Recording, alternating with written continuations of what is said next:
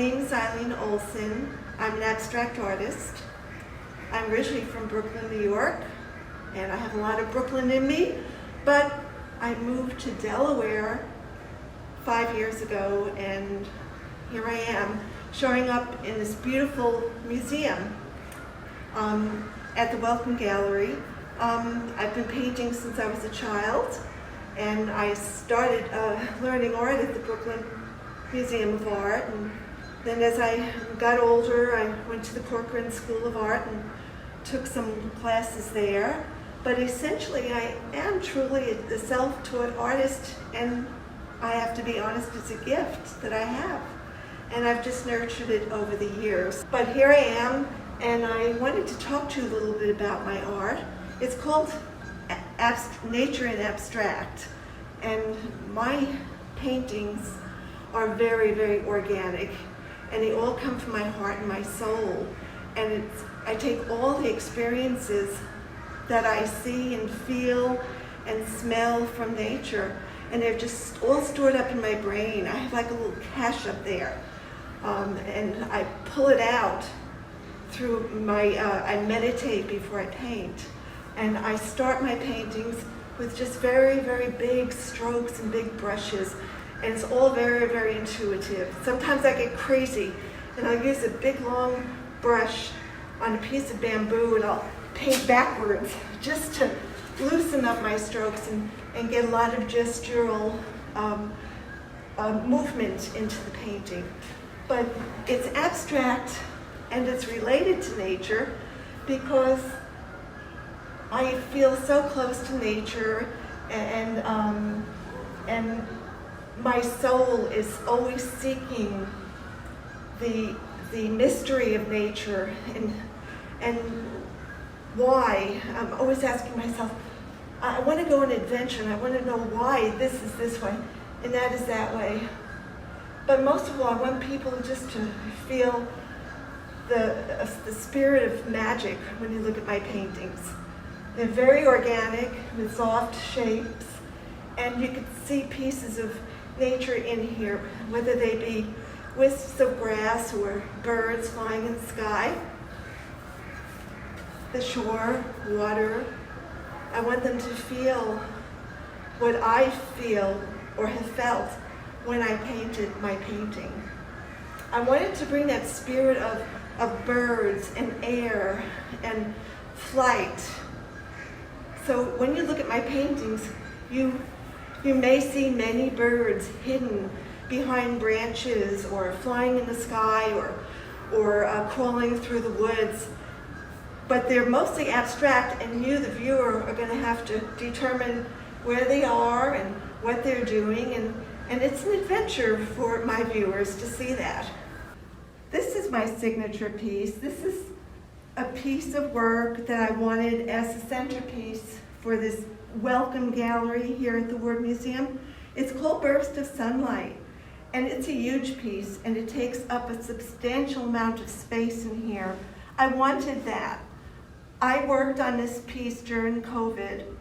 I worked on it during the destruction of my hometown of Manhattan, New York City, and I was struggling with a lot of feelings while I painted this. But I was determined to paint this with a very optimistic and happy attitude to lift my own spirits up, and hopefully to lift up my viewers' spirits as well. So I started with knowing that my palette was going to be yellow. Yellow is a very hard color to paint with. Many artists stay away from yellow and green, but essentially this painting is a yellow painting with hints of greens, and of course this beautiful accent here of this cobalt blue, and it goes into the navy blue here.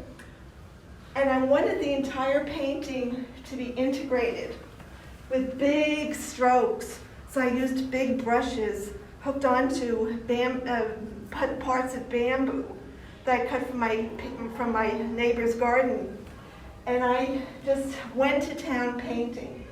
Now when I paint, you can see that there are many, many layers underneath my paintings. And I want people to see the depth that is in here. I want this painting to tell a story. So I don't want it to be flat. I want it to be multi-dimensional. And the values here were very important because those are part of the design of keeping the painting balanced. So when people look at it, their eyes will go around the entire painting. Then I introduced a little bit of calligraphy here throughout with some big splashes of white. But this yellow stroke comes across here and up through there with little symbols. And I love this painting for myself. I was so pleased with it when it was done. And I especially like this little opaque piece of it's called quinacridone violet. And I just used a big, it's called a Miser Master. It's a plastic blending agent that cooks use to cut up their butter and stuff with and to spread things. And it's spread it down through here, and I put drops everywhere else. But this painting has so many luscious and jubilant colors to it, and I think it expresses happiness and hope. And the greens are for that, healing and growth. We're all growing from what we're experiencing in these tough times, and I'm so glad to be able to express all of my emotions into this one painting in particular, and to get it done. And it's the biggest painting I've ever done. It's a 64 by 72 on canvas, and I'm very, very proud of it. This painting here is acrylic on canvas, and as I was painting it, of course, I was just working very intuitively on it, not thinking at all what colors I was going to use, where I was going to put the colors, and it did end up being quite busy at one point. So I took a can of spray paint. It's called green chalkboard paint that you can spray in the walls and chalk with, and I sprayed parts of the painting with that, and that seemed to calm certain areas down. And then once I did that, I was able to start incorporating other shapes into this painting. And my whites were very important as well in this, because I had to introduce them into the painting to create that light. I wanted to have illumination in here, but I wanted people to know that this painting has brought me a lot of happiness, and I think it represents a joyfulness. I called it the Caterpillar Waltz. I don't know why, it just came to me, and I just picture this caterpillar over there, dancing through the weeds and having a blast. And I think it's one of my most fun paintings. It measures 24 by 36.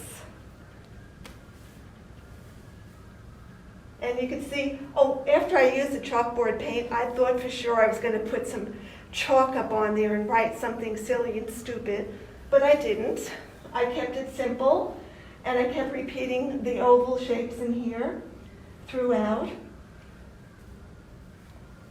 And that's the Caterpillar Waltz.